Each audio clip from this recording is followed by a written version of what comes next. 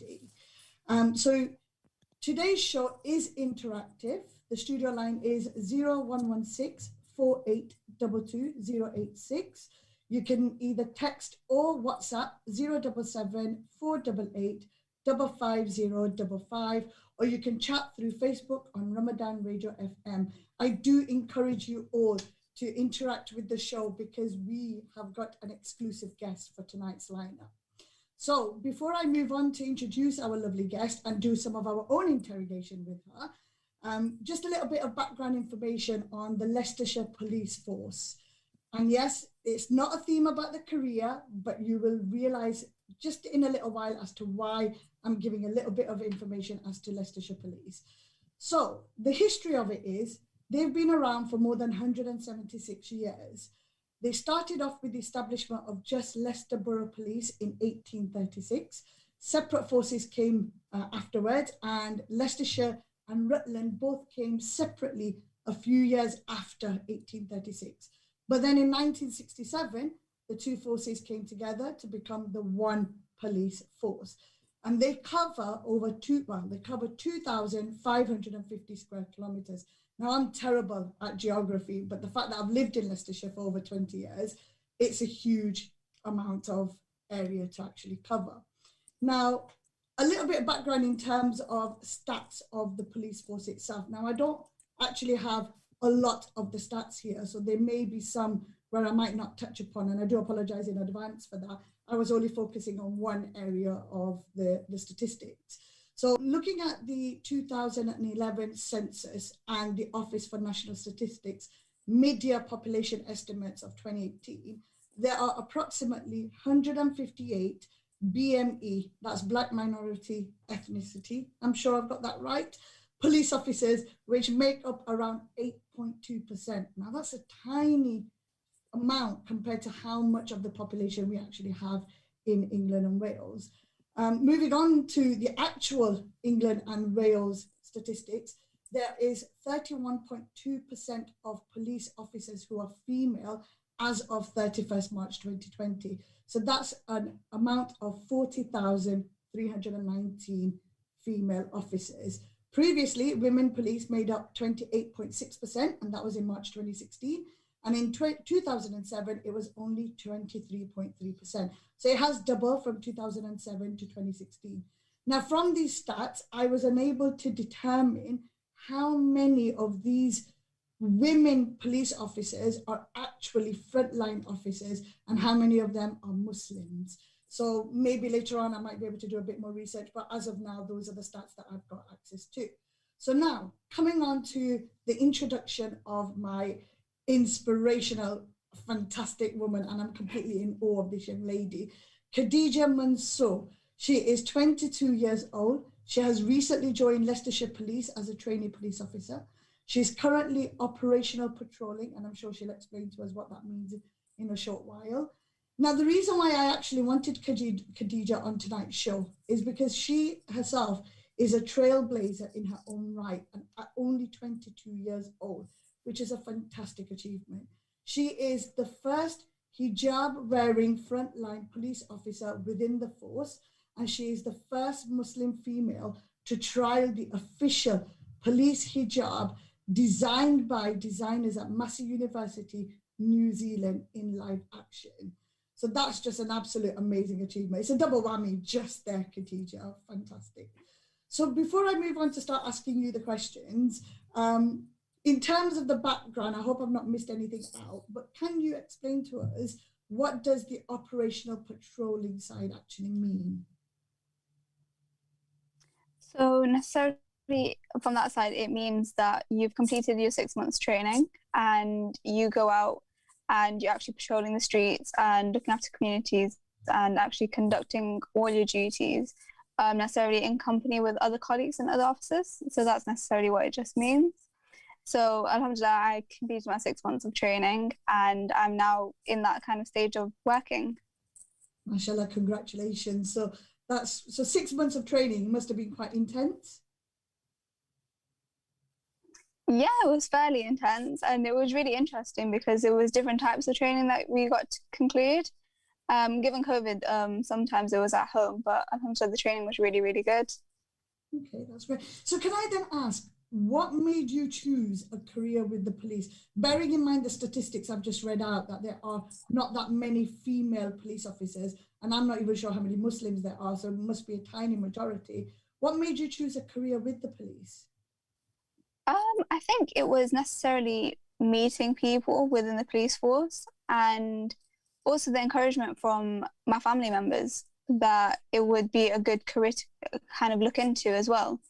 And I think necessarily when I did my own research into the job, it necessarily fit my personality and what I wanted to get out of a career. And I knew after doing that research and things like that, and after meeting and talking to people as well, I realized that it is a place that I want to work in and a community that I want to work in as well, because it's not just building that community within the police force, but also people such as members of the public. So I think that's what really wanted me to get into policing in general. And I think necessarily a lot of people don't see the inside of it as much. So I think that's why it was mostly research and talking to people, and actually finding out what the job role kind of consists of before going into anything. So I think that's what really pushed me to wanting to go into policing. So you must have had some form of support system out there, because, I mean, coming from a Gujarati background, I know what it's like where parents actually want, you know, their children to either be homemakers or teachers or lawyers or engineers. Mm-hmm. You know, I am a solicitor by profession, but I became a solicitor not because my parents wanted me to, but because I did it for myself. So did you have any kind of support system, or was this just you going out doing it yourself? No. I had a lot of support from my family, and especially my parents. They were very encouraging to say that if this is something that you want to pursue, then go for it. And there's no harm in applying, seeing how far you get. And along the way from the application process all the way to now coming out from training, they've all been really, really supportive, even along with all my friends. Even when it came to telling them that I wanted to apply, everyone was really supportive about it, and everyone's opinions about it was really, really good.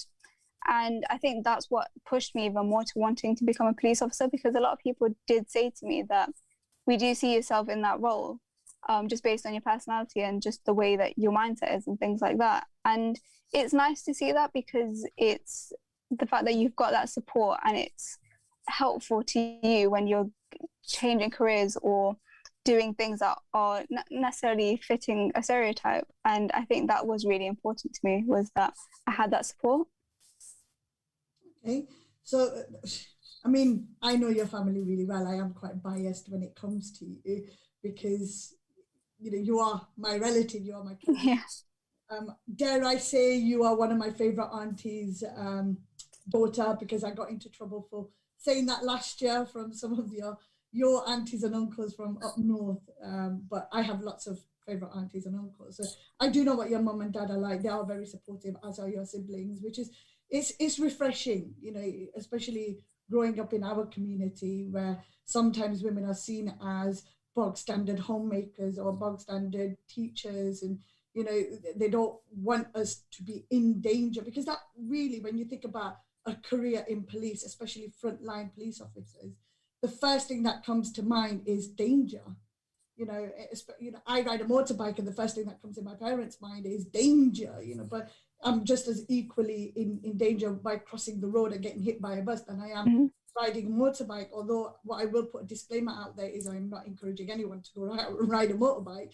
You know, you do need a support system in place, but it's fantastic to see that mindsets are now changing, and they are changing as generations, you know, come across different challenges, and they face different situations and scenarios. So in terms of the actual hijab itself, now you've been trending quite a lot recently. You've been trending all over the news, you know, BBC News, you've been in various newspapers and articles, which is, you know, alhamdulillah, such a fantastic achievement at a young age. But it was actually New Zealand who released the press first. They got in there first. Now, from what I've been reading, I understand that there are lots of female police officers dotted around different police forces around the UK, and there are quite a few who already wear hijabs. There's a detective, I think there's a temporary DS. She was in the news recently. She wears a scarf, but she's higher up in the police force. She's been working for 15 odd years. She's not frontline. So frontline is the first responders. So that's quite different. And there are a few other first responders up north that already wear the hijab. But this particular big deal is the fact that New Zealand had their university, Massey University, had some designers who actually designed the official police uniform, which is the hijab that you are trialing. Do you want to give us a bit more information as to how that came about? So necessarily, we have the Association of Muslim Police within our force, and one of the members, he has been researching about having a hijab on for frontline officers and normal officers and staff for many, many years now. And when New Zealand did release the fact that they had their hijab for their officers, it came to light that maybe we could trial that.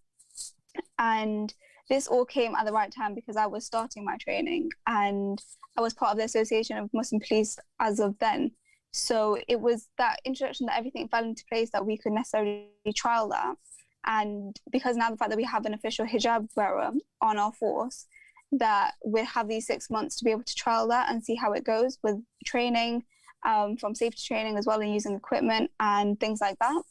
So alhamdulillah, that came into progress really, really quickly, and we were able to get one shipped over from New Zealand. They were more than welcome to let us trial that because it wasn't just for their force, it was the fact that if we could get that to be something that's global and for all hijab wearers, I think that'd be something that would be really important to them. So I trialed it for the whole 6 months, and currently we're hopefully finishing off the final touches to get that part of our force. And it's necessarily the work of the Association of Muslim Police within Leicestershire Police that have worked together to make this become part of our uniform, because it's something that was really important, not just to myself, but to people who are going to be coming into the force as well. And I think it's that encouragement to say that we do cater to all kinds of police officers, and the fact that there is their religious beliefs or anything to do with their backgrounds and cultures and things like that. And so it wasn't anything to do with anything like necessarily, it was working together and having the fact that I had support at work and communities at work that not only are asking about the project, but also helping towards putting that into place for myself, as well as police officers that come afterwards. And that has actually encouraged people to want to apply as well, because we do have more Muslim hijab wearers coming onto the force and starting training. So it's been a very good, very progressive journey, and I think that's something that we should all really be proud of, especially the Association of Muslim Police, because we've all worked really hard. So like I said earlier, especially in my marketing communication, you're a trailblazer in your own right, where you've got a new generation of police officers which you've paved the way for, because there can be times where somebody wants to join but are fearful of how they're going to A, be perceived, or B, how it's going to work in practicality. So in terms of the scarf then, I take it the hijab is designed in a way where it's anti-snatch proof or something like that. So it must be quite comfortable. It's really, really comfortable. And we trialed it in terms of uses, in terms of when I'm actually out frontline and if anything was to happen and how I'd react to that and things like that. So I've had help from actual trainers within safety training and things like that to help me as well. And it's really, really comfortable. It's one of those where you can wear them when you're at the gym as well and kind of going out running, all sorts. And the fact that it has been really comfortable, it's even better because we have long shifts and there are times where when it's hot as well. And it's just really, really efficient for all of us. And especially trialing it, I've learned that it is more comfortable than any of the scarves I've actually ever worn. So that's the positive thing. Absolutely. I mean, I'm wearing my scarf right now, and right now I can feel my hat underneath starting to come apart, and I'm desperate for the break to come on so I can just tie it a little bit. So I know how you feel when it's it's all about that comfortability. And the last thing you want when you're on the job is for you to be faffing around with your hijab when you're trying to make sure you do your job properly. I mean, it's a fantastic achievement by New Zealand. And given the fact that Leicestershire Police has been around since 1967, and the police force in itself has been around a lot longer, it's taken such a long time for something like this to have been designed. So you can just see from that the challenges that they've had to overcome to make sure that they get the garment correct. They've had to take on a lot of advice and a lot of trialing errors from yourself and the association that you mentioned, and of course their chairs and everybody. In terms of, I mean, I'm quite curious. You see police officers all the time. Well, I at least see them all the time. I don't know what it is I probably get up to. But, police officers, and you see they've got the cap on, and then they've got their comms in their ears, and then they've got the batons and everything. I mean, the gear itself must be quite heavy. And right now it's Ramadan, right? And it's as always in Ramadan, it tends to be quite hot, and every other day it's freezing and raining and everything. I mean, in terms of the gear itself, how heavy actually is it? I mean, is it something that you can kind of comfortably walk around? Or I'm just curious. This is, my curiosity is taking the peak here. Do you know what? Surprisingly, it's not as heavy as everyone would expect it to be. Probably until you start trying to run, then it starts to feel a bit heavy. But no, surprisingly, it's quite comfortable. And when you have everything, it kind of makes you feel together, and it makes you feel protected as well. But it's not as heavy as everyone, I think, necessarily thinks. But I think each their own. Some other police officers might disagree that it might be a bit heavy. But as a small person, surprisingly, it's not that bad. But I'd expect some people to be like, yeah, it is quite heavy, because some of our equipment is a bit bulky. But yeah, I think personally, it's not as bad. But then when I start running, that's when it feels a bit heavy. I guess it's something that you end up getting used to as well, isn't it? Because I mean, at first it might seem really heavy, but then when it becomes your normality, it becomes natural. Yeah. The house, or you leave your location. I mean, certainly with my motorbikes, I actually had one bike that was just chrome. It was a cruiser, and it was chrome, meaning just pure metal, and it was heavy. And every time I needed to push it, and after I've moved the bike around, I would have to put it on its side stand and take a breather for at least 10-15 minutes, because it was just that heavy, and it really pushed me to my core. Yeah. But then after about a couple of goes, I really got used to it. So I guess that's one of those things. So for our listeners and our viewers, if you are thinking of joining the police force, but you are put off with probably the uniform, or you're thinking the weight of it, or you're too short for it. I mean, one of the big stereotypes of police force that I used to have was the height. There was a height requirement, but it took me a number of years to find out that actually that height requirement has now gone. So, if you are thinking of joining the police force, Khadeeja's done it. She's overcome her fears, and there are always ways for you to reach out to people to get that assistance that you need. But in terms of your role as a police officer and the fact that you wear a hijab, I'm just sitting here thinking, and I'm kind of picturing you being in the front line, going out, having to do the running and that. What's your perception? How have you come across anybody that's challenging you being a police officer and challenging you being Muslim? Because with the hijab, they can tell, or should tell, that you are Muslim. Are you coming across any of those challenges? So far with working, I haven't actually had anyone that's done anything that's as a form of a challenge, really, to me specifically. Necessarily to police officers, generally, yeah. But being a hijab wearer and just being Muslim, no one has said anything in terms of anything that's necessarily rude, ignorant, anything like that. And naturally, I think more people have been curious, and because they've seen it on the news or they've seen it on social media, they've just necessarily asked, oh, is this who you are?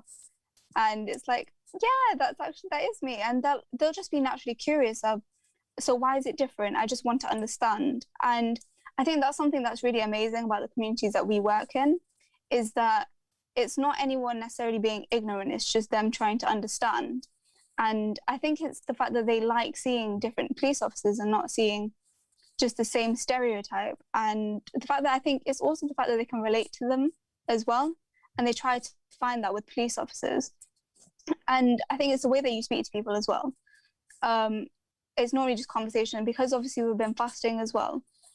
People have been curious as to that part, and then they realize and they start to ask about the hijab. So I think it's more been people just being curious and trying to understand more than anything, which is something that I'm really grateful for. But if that was to ever happen, in terms of if someone was to be more negative, I think it's just handling it in the best way possible. And just, if you can't make them try to understand, it's their opinion, and that's okay as well. That's probably when your training will kick in, because Leicestershire Police, as will any police force, would have given you quite intense training in terms of how to approach those situations and how to overcome those situations. Because they're not going to put you out in that danger without actually giving you the tools to overcome those situations. But I mean, you mentioned curiosity. I mean, it's also, the way I've taken from that is, it's a tool for a dialogue to open up. You know, if you're called out to someone who's in distress, and they might not want you to actually speak to them, but they might, you know, they say never judge a book by its cover, but, you know, actually we always do. We see someone and we immediately start thinking things when we really shouldn't. But if you come across someone who's in distress and they see you wearing the hijab, they might relate to you because of, you know, being a Muslim or similar ethnicity, and that it opens up that dialogue for you to have that conversation. And so, you know, it's a nice way of you also doing your job. But I mean, what you've touched upon there is diversity and inclusivity, haven't you? I mean, the police force have in the past few years done a number of recruitment drives to get people to come and join the force. And it's always that skepticism. You know, it's all, you know, there are always going to, you're going to have your naysayers, and you're going to have your, you know, people who say yes and everything. There's always pros and cons to everything. But in terms of, bear with me, there's something going off in the background that I can hear. I do apologize. In terms of, I want to know about your motivation and your inspiration. Who do you turn to, given the fact that you are the first female hijab wearing police officer on the front line? Who do you turn to? It can vary from different people, to be honest. I think my family are one, where it's been the fact that sometimes I'll have days where I think I'm kind of questioning, is this for me or is it not? And it'll be that little sit down conversation of, Khadeeja, like, it's okay to feel like that because everyone does. And it's just that little push that it's like, okay, yeah, I think I can do this. And then on top of that, through social media, I've met quite a few people who are hijab wearers in their professions, and they're the first necessarily. And it's getting their insight into how they feel about things and what motivates them as well. And it's having that conversation with people, even though it's over social media and not in person or anything, it's being able to have that encouragement from them too. And that motivation that this is what pushed me and maybe it'll help you. So it's not necessarily just in-house, it's more just meeting new people and hearing about their experiences. And that's necessarily that motivation that comes there. And I hope to be a motivation to people that come into the force as hijab wearers too, because necessarily they'll have concerns and fears as well that I might have had. And I think, yeah, they'll be able to help them. So I think it's passing it down, whether people are from different professions or not. I think everyone can relate when they need that bit of a motivation, inspiration kind of push. So it's necessarily family and people, meeting people through social media as well. And even my friends, everyone's been really pushing me to necessarily think, you've got this and you're one person that we know that can definitely do it. So it's been really good, yeah, like that. I'd definitely say it's everyone around me. Yeah. It's very key to have a fantastic support system, because without one in place, then, you know, a person can feel alone. They might not have someone to turn to. And, you know, friends and family, when you've got the right group of people, you know, you can go from being at the bottom to your highest. And, you know, I talk from experience there, where I've had my friends and family members really lift me up when I've been down or where I think I've not achieved anything. So, I mean, like I said, you're only, and I say you're only 22 years old, because what you've achieved at such a young age, it's absolutely fantastic. Now, we have only about a minute or so before we go on our break. But what I do want, well, actually, we've only got 40 seconds. So before we go on the break, I do want to remind our viewers and our listeners that this show is interactive. Do please interact with us. Do send in your questions or any concerns. The studio line is 0116 4822 086. You can either text or WhatsApp on 077 488 55055, or you can chat with us through Facebook on Ramadan Radio FM, and my producer is on standby to ask us any questions that I might miss. So we have Khadeeja Mansur trailblazing her identity in the police force. So do come back to us after the break.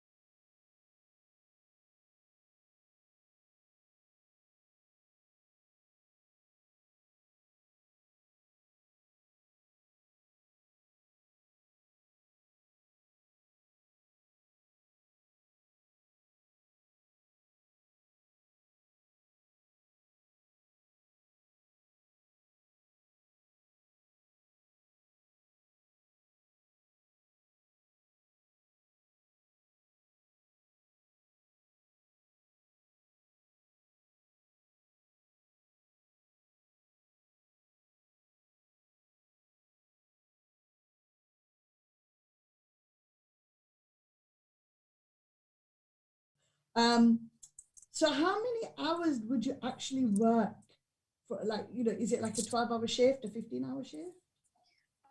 So it ranges from 8 to 10. But necessarily if a call comes in and you're planning on leaving, you'd have to respond to one of those calls. So sometimes you'll be doing overtime, and to be honest, it's not sometimes, it's quite a lot of the time, because necessarily it's one of those where if someone's calling to get help and you're an officer that's actually there and ready to be on response, you'll go regardless of what time you're supposed to be finishing.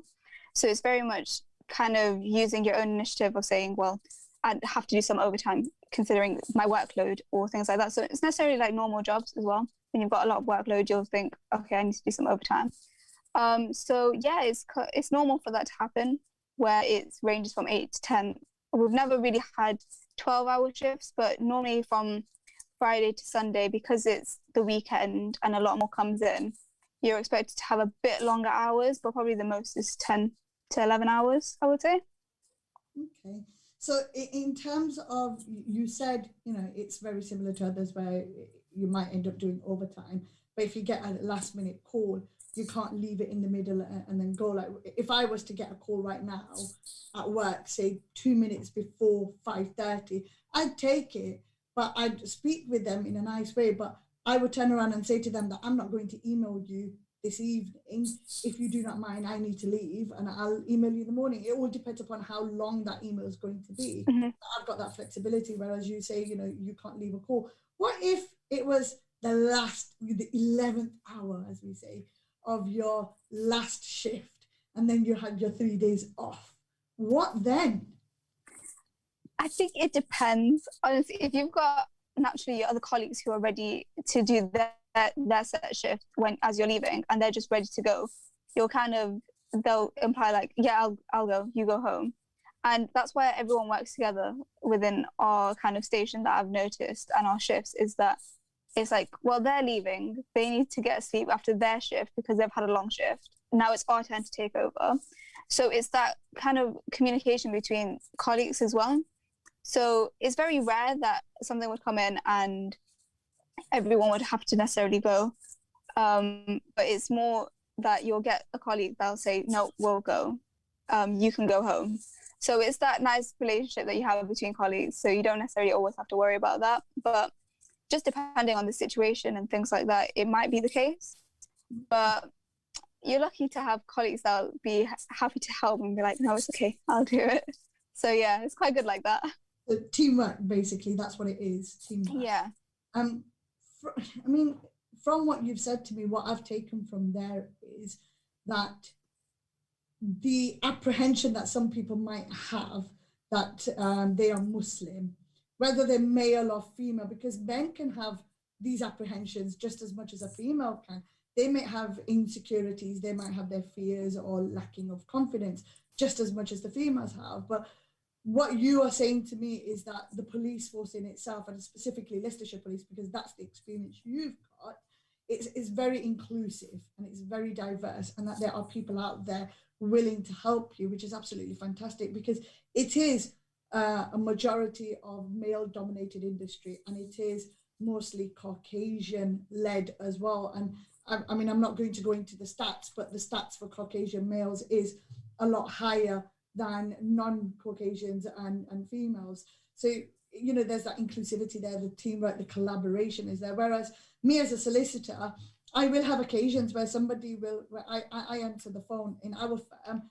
The way our bosses have done it is we don't have a receptionist or a paralegal. And there's pros and cons to that. Sometimes it's deflating when I answer the phone call and somebody refuses to speak with me because they think I'm a paralegal or a secretary. And a paralegal and a secretary is just as good as lawyers. They have their training different, their jobs are different, their roles are different, but they find that role slightly demeaning, and they might not want to speak to that person, speak to me because they think it is. But I've sometimes actually had people turn around and say, I want to speak to a man. Or if they learn my name and they'll be like, oh, I don't want to speak to a Zainab. Is there nobody else in the firm? And I was like, well, who do you want to speak with? And, I'll then end up passing the phone on to my bosses, and I'll explain what's happened. And they'll go back and they'll say, well, we're not taking your call. So they'll speak to them. So, well, we're not taking your call. We're going to give it back to Zainab because she's just as good at her job as anybody else in this firm. And they push back, and it's nice to have that support, because having that support, no, to me, it means A, I'm good at my job, and B, they've got that trust and confidence in me, but only if I ask for that help. You know, if I know if I'm going to be taking a case on that, I'm in over my head. It's all about that teamwork and that collaboration. So that's the questions we've answered, and I hope that the people who are asking those questions, they've got their answers. But Khadeeja, you mentioned that most of this information is on Leicestershire Police website, so they can, you know, you can always go to that website and ask for more information. One of the things, quickly before I ask my last question, you mentioned that people recognize you from social media. You actually made it, well, you made it to TikTok videos, and maybe I shouldn't say this on Ramadan Radio, but I love TikTok. My daughter's on it, and I've learned so much cooking-wise, food-wise, Islam-wise. There's lots of inspirational quotes on TikTok. But I came across your video where you were trending on New Zealand news, and somebody had recorded it and put it on as an inspiration to other people out there. And I commented, and I said, I'm so proud of Khadeeja Mansur. She's my cousin. And someone wrote a really degrading comment to say, don't beg it, you know, as in you're lying. And I ended up just writing, star, keyboard warrior enters the room, keyboard warrior leaves the room, and star. You know, and it's things like that. But you are trending because this is a huge, huge deal. And you should be absolutely proud of yourself. And I want to say to those people out there, females, males, young, old, if you are looking to do something, whether it's a career in the police or, you know, a career as an engineer, do not let anything or anyone hold you back. As long as you are true to your intention and your faith, then anything and everything is accomplishable, achievable, and you should just go and do it. Now, we don't have that much time left, so I'm just going to ask you to quickly wrap up. Khadeeja, can you, or do you have any tips to help those people overcome any fears or lack of confidence that they might have? I think necessarily just talking to people and looking for people who are going to be encouraging and helpful to you. I think it's always the best option, because I did that and it helped me justify why I wanted to become a police officer. So I think necessarily talking to people within the careers that you choose, as well as supportive family and friends and going to people around, it's that motivational that'll help you, and it will help you overcome that confidence barrier that you have. And knowing that you have good support systems everywhere is the best way to go, I think. So that would be my advice, is just speaking to people. Brilliant. Jazakallah so much, Khadeeja. I appreciate you coming onto the show tonight. I hope you've been an inspiration to everybody out there. I know I certainly am in awe of your achievements, and I cannot wait to see what else you come out with, because I am one person following your career. You've got a fan, you got a little bit of a groupie here. Jazakallah everyone to listening to the show. Assalamu alaikum.